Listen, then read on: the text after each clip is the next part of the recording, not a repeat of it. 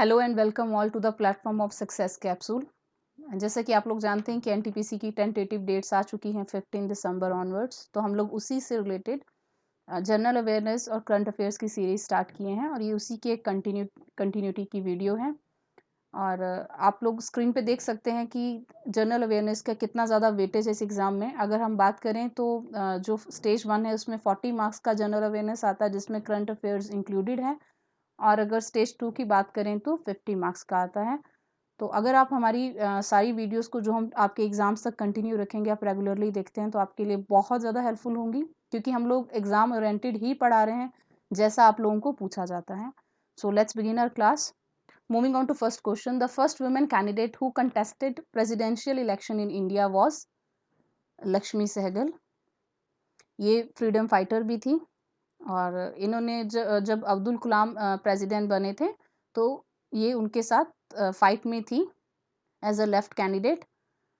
और ये जो आज़ाद हिंद फौज था, ये उसमें रानी लक्ष्मीबाई जो रेजिमेंट था उसकी कमांड संभाल रही थी। सो एक इम्पॉर्टेंट फिगर है, तो आपको इनका नाम याद रखना है। So moving on to next question, which among the following destroy the group of 40 nobles. Answer है बलबन।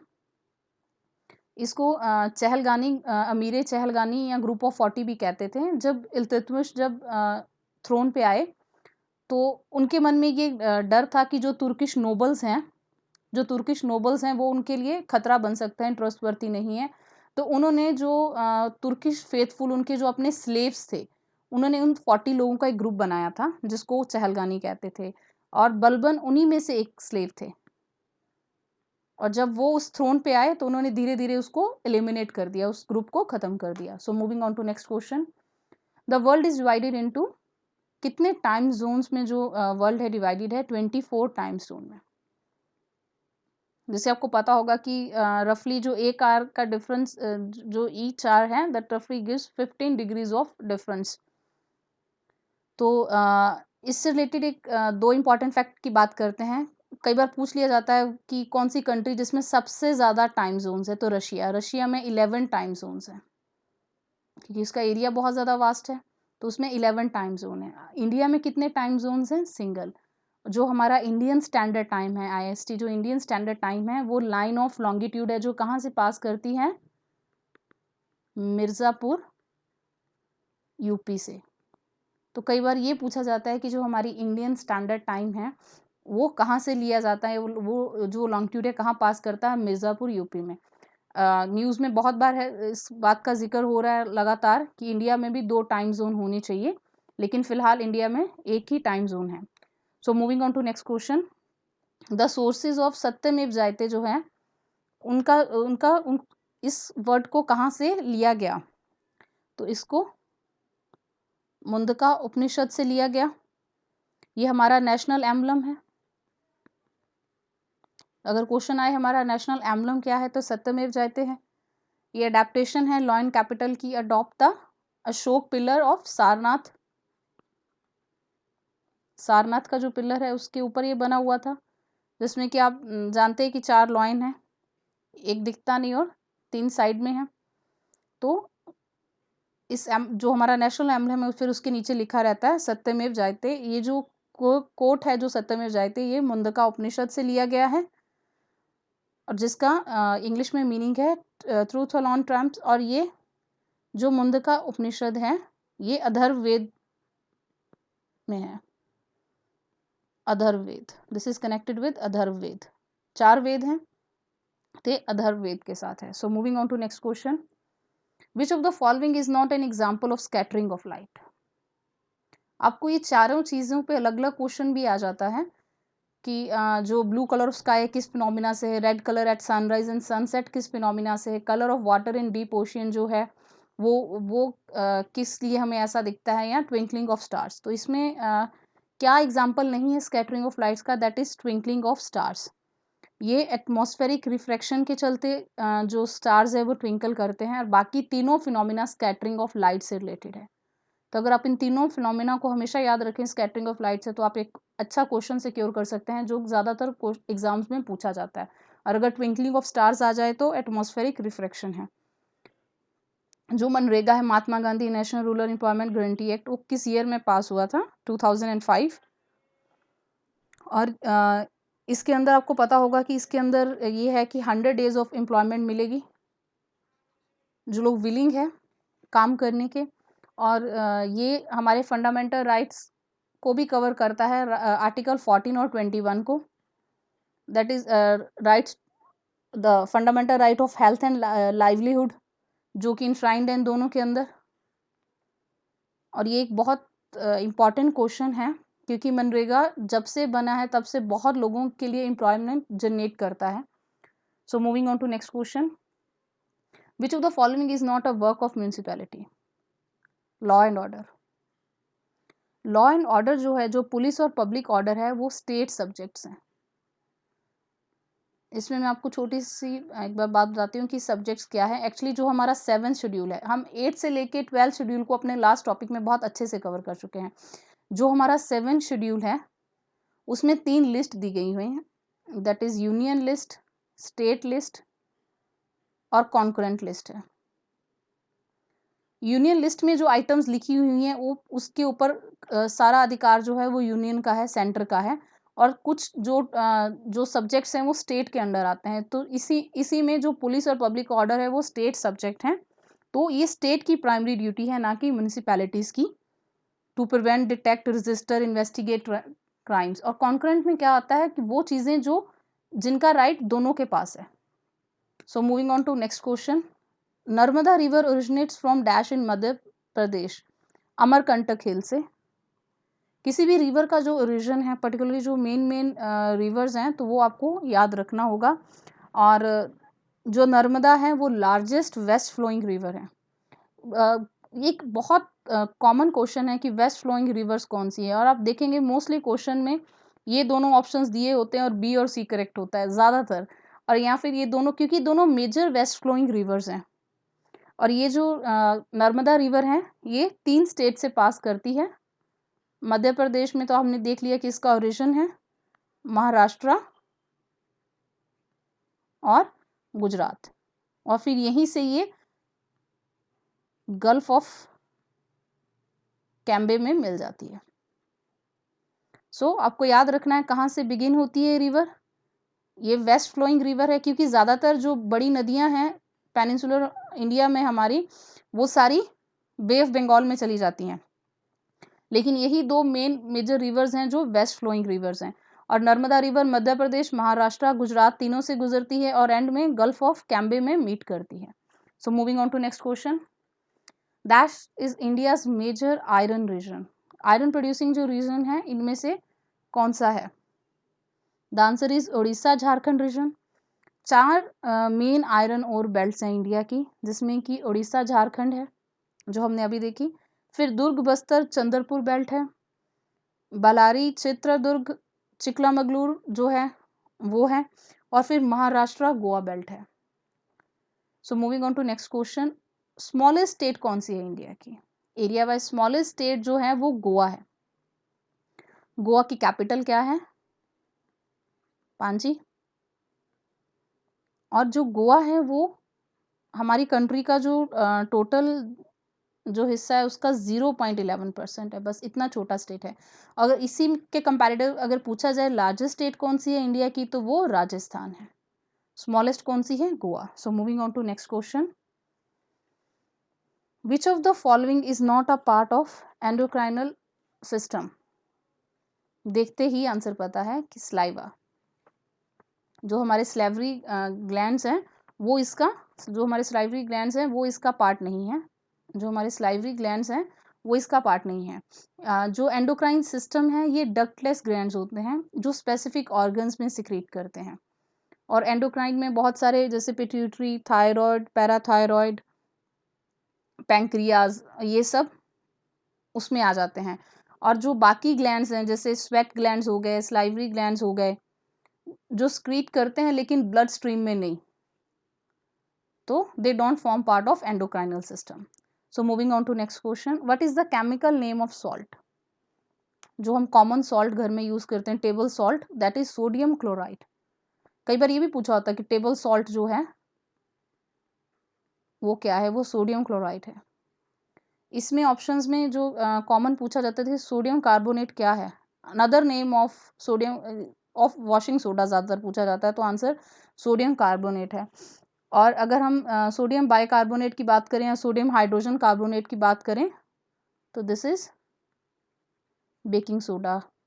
कई बार ये पूछ लिया जाता है कि इनमें से कौन सा है जिसको हम खाने में यूज़ करते हैं, बेकिंग में यूज़ करते हैं, तो answer is sodium hydrogen carbonate या sodium bicarbonate. So moving on to next question. The central government budget shows annual financial system of, जो हमारा बजट होता है, जो एनुअल फाइनेंशियल स्टेटमेंट होती है, वो क्या होता है, estimates of receipts and expenditure of government of India. और इससे रिलेटेड याद रखो कि जो आर्टिकल 122 है उसके अंदर जो है वो बजट की प्रोविज़न है कि जो यूनियन बजट है वो हर साल पेश किया जाता है, ये आप सबको पता होगा। और अभी तो प्रोविज़न है, अब करंटली जो गवर्नमेंट है उसने स्टार्ट किया है कि 1 Feb को बजट प्रेजेंट किया जाता है।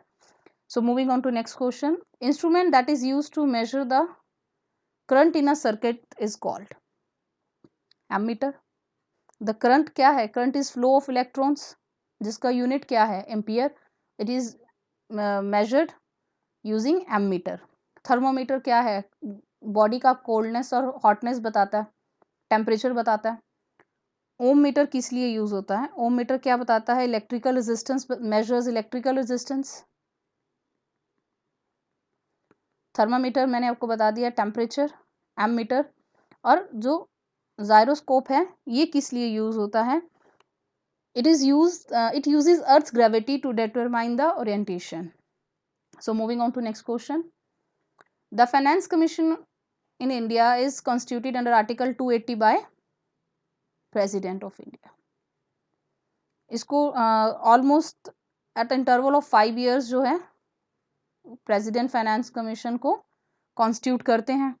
और अभी जो फाइनेंस कमीशन का काम क्या है, स्टेट और सेंटर के बीच में जो टैक्स है उसको डिवाइड करना। और अभी जो करंटली चल रहा है वो हमारा 15th फाइनेंस कमीशन चल रहा है। और आपको ये क्वेश्चन भी पूछा जा सकता है कि 15 फाइनेंस कमीशन के जो हेड हैं वो कौन है, इसके चेयरमैन NK सिंह है और ये नवंबर 2017 में फॉर्म किया गया था।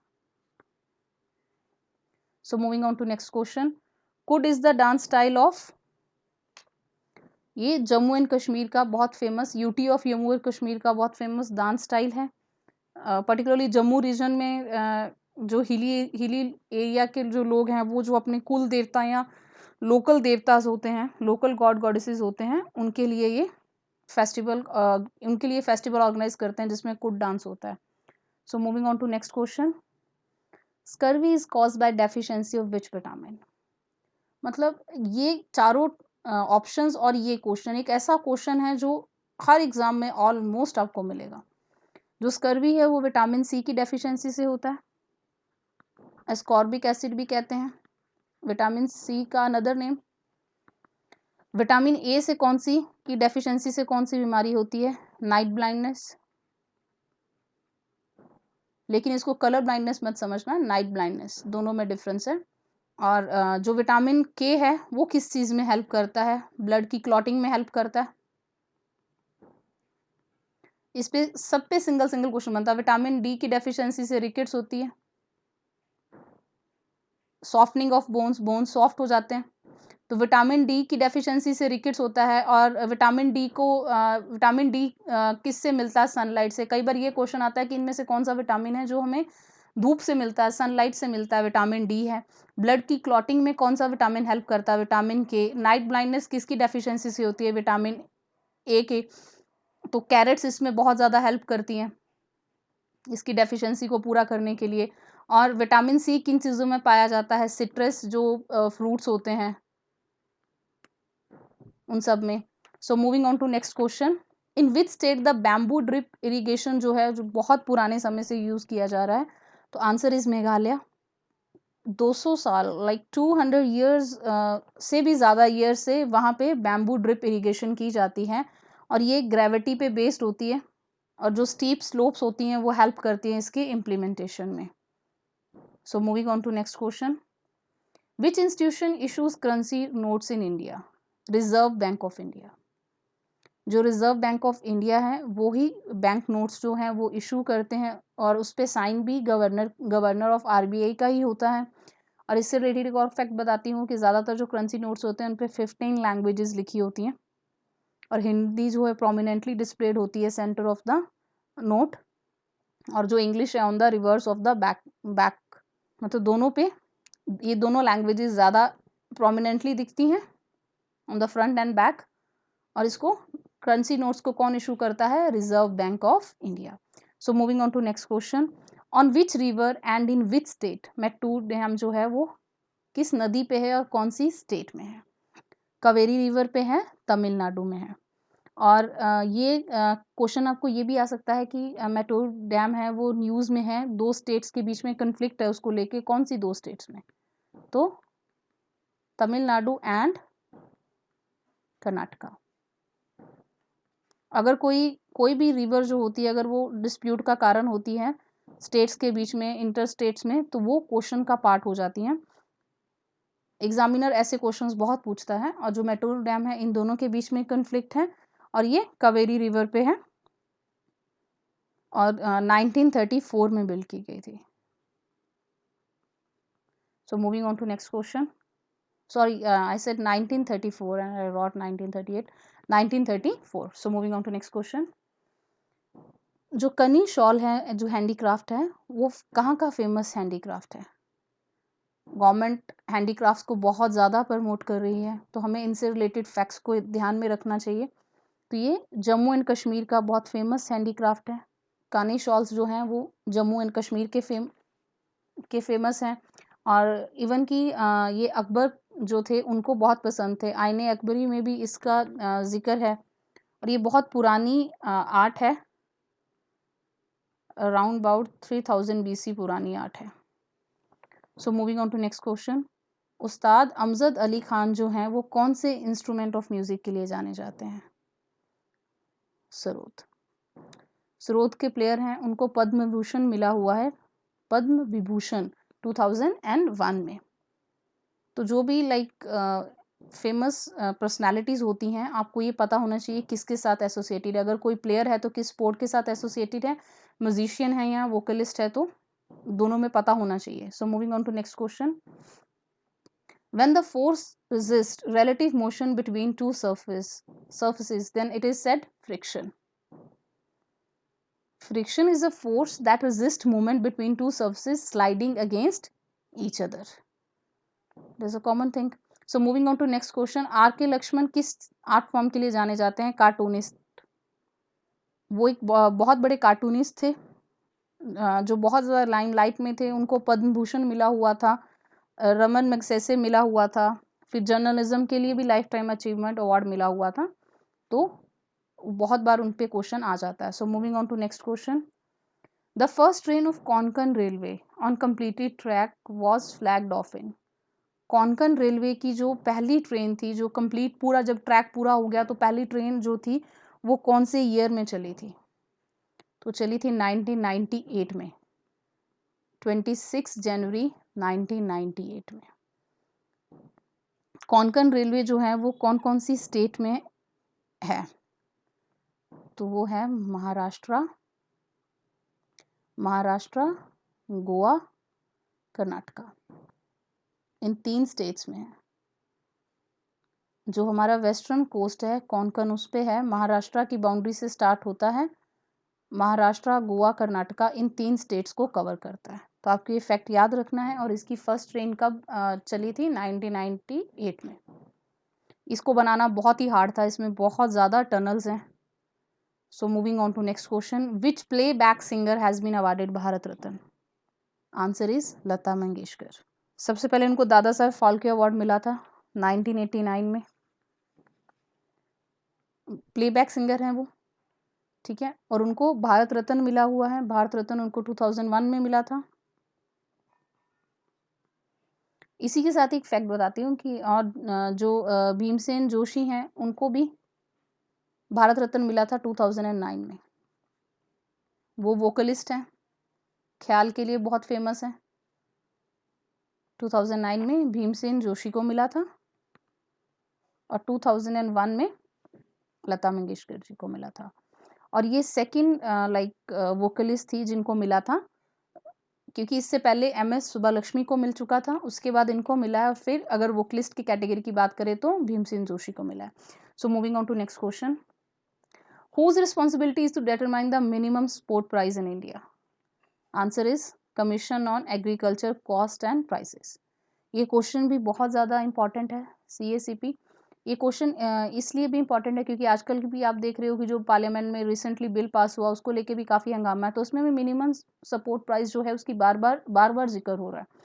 तो ये जो commission on agriculture cost and prices है, ये एक अटैच ऑफिस है किसका? Ministry of agriculture and farmers welfare का। इसको 1965 में फॉर्म किया गया था और ये 23 एग्रीकल्चर कमोडिटीज के लिए मिनिमम सपोर्ट प्राइस इशू करता है।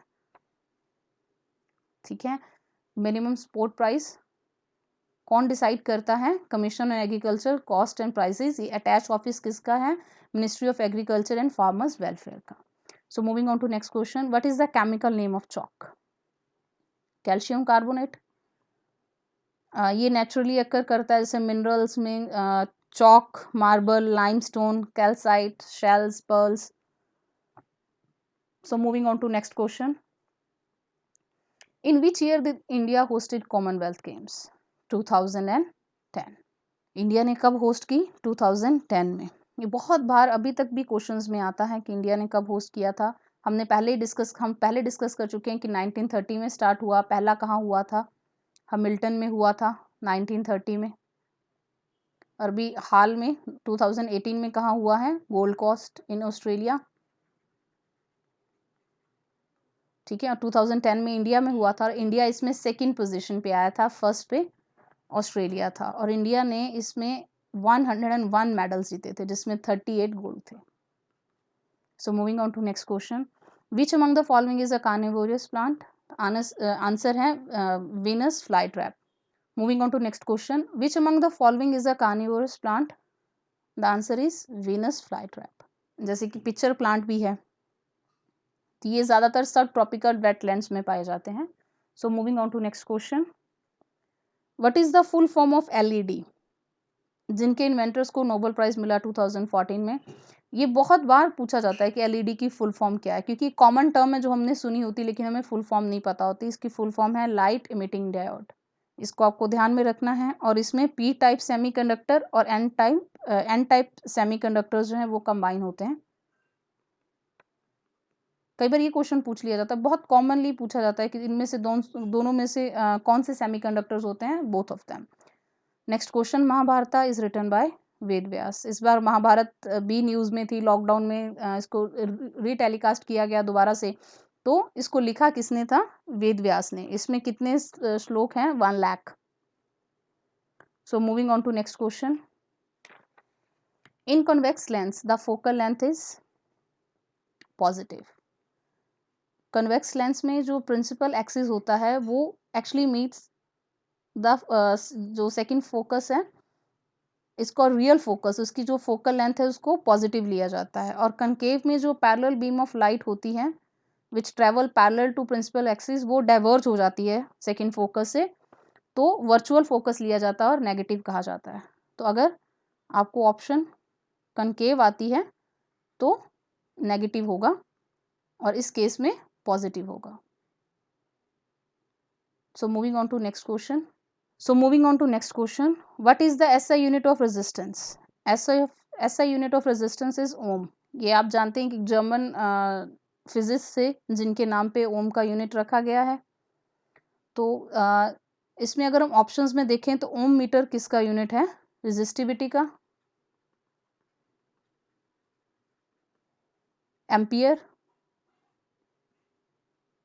करंट का, और कॉलम जो है वो इलेक्ट्रिक चार्ज का।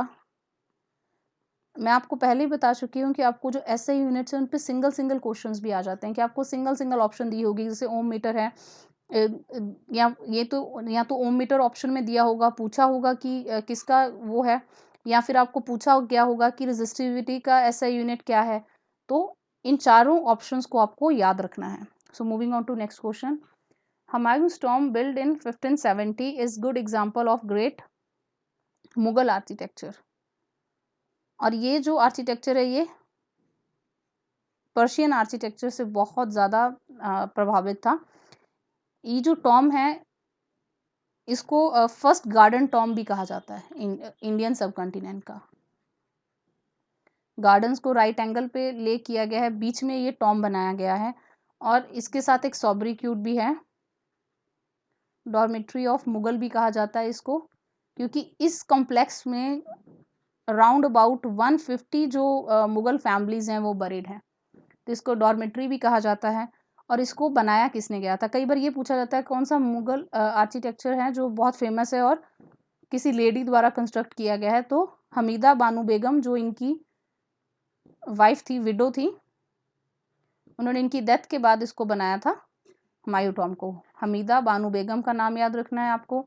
अगर आपको पूछा जाए फर्स्ट गार्डन टॉम कौन सा था इंडियन सब कॉन्टिनेंट का, तो Humayun Tom. Next question, Khetri mines कौन सी स्टेट में है? खेतरी माइंस जो है वो राजस्थान में है। और अगर पूछा जाए खेतरी माइंस किस लिए फेमस हैं, तो कॉपर रिजर्व के लिए। कॉपर रिजर्व के लिए खेतरी माइंस फेमस हैं। They are in Rajasthan. Rajasthan की झुंझुनू डिस्ट्रिक्ट है जिसमें ये माइंस है। So moving on to next question, electronic voting machines were used first time in dash legislative assembly election in the year 1982। तो केरला इज द आंसर। पहली बार कहाँ use हुई थी? तो केरला की किसी कॉन्स्टिट्यूएंसी में बाय इलेक्शन था। लेकिन अगर हम बात करें जनरल इलेक्शन में पूरी स्टेट में कहाँ यूज हुई थी, तो गोवा में हुई थी 1999 में। पहली बार इसकी टेस्टिंग केरला की कॉन्स्टिट्यूएंसी में की गई। और अगर हम पूरी स्टेट की बात करें तो गोवा में 1999 में। Moving on to next question, dash process converts chemical energy into heat energy? Respiration. The process of releasing energy from food is respiration. When oxygen burns the food in the cells of the body, it is the जो energy है वो ATP की form में release होती है और साथ में हीट एनर्जी रिलीज होती है। So it converts chemical energy, that is when oxygen burns the food, chemical energy, it is converted into heat energy. So moving on to next question, जो Sanskrit grammar है अष्टाध्याय उसके ऑथर कौन है? तो पाणिनि। ये बहुत फेमस बुक है और ये बहुत ज़्यादा बार क्वेश्चन में पूछा जाता है कि जो कई बार लिखा जाता है कि इनमें से पाणिनि किसके ऑथर थे, कौन संस्कृत ग्रामर की एंशिएंट बुक कौन सी है? तो अष्टाध्याय। और अगर अष्टाध्याय पूछा जाए तो Panini. So moving on to next question, world press freedom day जो है वो किस दिन मनाया जाता है? 3 मई को ये दिन मनाया जाता है। और इस साल इसके होस्ट नीदरलैंड है। 2020 में इसका थीम क्या है? इसका थीम है journalism without fear. Journalism without fear and favour, ये इसका 2020 का थीम है और ये 3 मई को मनाया जाता है। और अगर हम जनरली बात करें कि हमारे जो फंडामेंटल राइट्स हैं उनमें फ्रीडम ऑफ प्रेस जो है वो किस आर्टिकल के अंदर आता है? तो article 19 gives us freedom of speech and expression, तो इसी में फ्रीडम ऑफ प्रेस भी आता है। तो आपको याद रखना है कि वर्ल्ड प्रेस फ्रीडम डे किस दिन मनाया जाता है? 3 मई को। और इसका थीम क्या है 2020 का? Journalism without fear and favour. और कौन से आर्टिकल के अंदर हमें ये राइट मिला हुआ है इंडियन कॉन्स्टिट्यूशन में? Article 19, speech and right of speech and freedom of speech and expression. So moving on to next question, what is the minimum age limit required? Minimum age limit क्या होनी चाहिए for appointment as prime minister of India? The answer is 25 years. Person citizen होना चाहिए, किसी का भी member हो सकता है, लोकसभा या राज्यसभा। और अगर वो लोकसभा में मेंबर बनना चाहते हैं तो एज लिमिट 25 है। और अगर राज्यसभा में जाएं तो 30 है। तो आपको इस फैक्ट को याद रखना है। और जो राज्यसभा है वो एक परमानेंट हाउस है। कई बार एक बड़ा सिंपल क्वेश्चन पूछा होता है कि जो राज्यसभा है उसको डिसॉल्व कौन कर सकता है, बहुत स्टूडेंट उसमें भी आंसर मार्क करते हैं। जो राज्यसभा है वो कभी डिसॉल्व नहीं होता, क्योंकि राज्यसभा हमारा एक परमानेंट हाउस है. It was out of the context but still. Moving on to next question. What is the SI unit of displacement? Displacement का एसआई यूनिट क्या है? That is metre. ये वन डायमेंशनल क्वांटिटी है और इसका standard unit metre है. लेकिन इसी में अगर हम मीटर पर सेकंड की बात करें तो it is the unit of speed और वेलोसिटी. तो अगर एसआई यूनिट ऑफ स्पीड या वेलोसिटी पूछा हो तो मीटर पर सेकंड आएगा, और अगर ऐसा यूनिट ऑफ डिस्प्लेसमेंट है तो metre. So moving on to next question. The headquarter of reserve bank of India located in Mumbai. ये हमारी सेंट्रल बैंक है, इसको बैंकर्स बैंक भी कहते हैं, और ये कब इस्टेब्लिश हुई थी? अप्रैल 1, 1935. और इसके हेडक्वार्टर्स कहाँ हैं? मुंबई में. So moving on to next question. The gravitational force that takes place on an object is called weight. Weight क्या है? It is measure of force of gravity acting on an object. So gravitational force that takes place on object is called weight. So moving on to next question. Dash is related to theory of evolution. Charles Darwin. ये question भी बहुत common है. कई बार ये पूछा जाता है कि जो ओरिजिन ऑफ स्पीशीज है वो बुक किसने लिखी? तो आंसर है चार्ल्स डार्विन. और अगर पूछा जाए कि थ्योरी ऑफ एवोल्यूशन की बात किसने की थी तो चार्ल्स डार्विन ने. So moving on to next question. जो क्वीन ऑफ इंग्लैंड थी उनको एम्प्रेस ऑफ इंडिया किस ईयर में डिक्लेयर किया गया? 1877.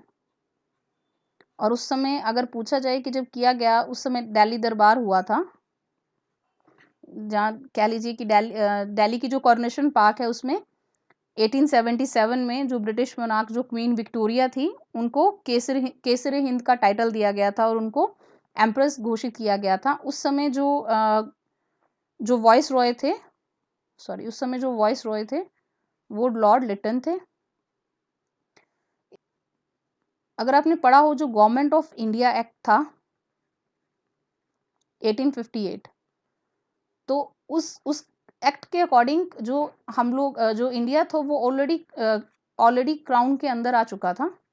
क्योंकि इससे पहले किसके अंदर था? इससे पहले जो ब्रिटिश ईस्ट इंडिया कंपनी थी वो वर्क कर रही थी, सब कुछ वही मैनेज कर रही थी.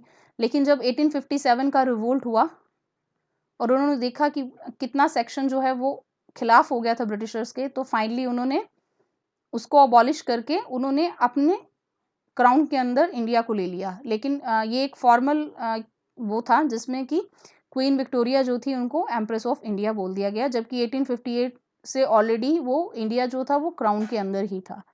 So moving on to next question. Which among the following will melt when kept on palm? इनमें से कौन सा है जिसको आप हथेली पे रखेंगे और ये मेल्ट हो जाएगा? Gallium and caesium. जो ऐसे फैक्चुअल क्वेश्चंस होते हैं ये बहुत कॉमनली एग्जाम्स में पूछे जाते हैं. इनको आपको सिंपली याद रख लेना है ताकि आप भूलें नहीं, क्योंकि इन दोनों का जो मेल्टिंग पॉइंट है बहुत ज़्यादा लो होता है, तो ये हाथ पे ही लिक्विड फॉर्म में हो जाते हैं. So moving on to next question. Which of the following is the currency of Botswana? Botswana की करेंसी क्या है? पुला. और ये इसकी जो कैपिटल है वो क्या है? गैब्रॉन. गैब्रॉन इसकी कैपिटल है, पुला इसकी करेंसी है, और ये एक लैंडलॉक कंट्री है. मैं हर क्लास में अगर कोई कंट्री लैंडलॉक होती है तो मैं ज़रूर बताती हूँ, क्योंकि क्वेश्चंस में कई बार 4 ऑप्शंस देके पूछा जाता है कि कौन सी कंट्री लैंडलॉक है. तो अगर आप मैप देखे होंगे तभी आपको पता होता है कि ये सराउंडेड बाय डिफरेंट कंट्रीज है, कोई भी वाटर बॉडीज को टच नहीं करती. So moving on to next question. Who is the author of exam warriors? Our prime minister Narendra Modi. कोई भी बुक जब कोई हाई प्रोफाइल पर्सन लिखता है तो वो एग्जाम के लिए बहुत इंपॉर्टेंट हो जाती है. एग्जाम वॉरियर जो बुक है वो नरेंद्र मोदी ने ऑथर की है. So moving on to next question. What is thrust per unit area? Pressure. जैसे कि हमें पता है कि pressure is equal to force by area, और इसका यूनिट क्या है? पास्कल और न्यूटन पर स्क्वायर मीटर. ज़्यादातर न्यूटन पर स्क्वायर मीटर ही एग्जाम में पूछा जाता है, जिसमें स्टूडेंट कंफ्यूज होता है. पास्कल और Newton per square meter. What is thrust per unit area? Pressure. Pressure is equal to force by area. और इसका यूनिट क्या है? सो विद दिस हमारी आज की ये क्लास कंक्लूड होती है. इन केस आप लोगों की कोई क्वेरी हो या आप लोग कोई एडिशनल इन्फॉर्मेशन चाहते हो, डू लेट अस नो. अगर आपको क्लास अच्छी लगी है तब भी do comment in the comment section, ताकि हम आप लोगों का रिस्पॉन्स जान पाएँ. Please do like, share and subscribe our video. Please do press the bell icon so that you can get the notification as soon as we upload the video. Thank you for joining us.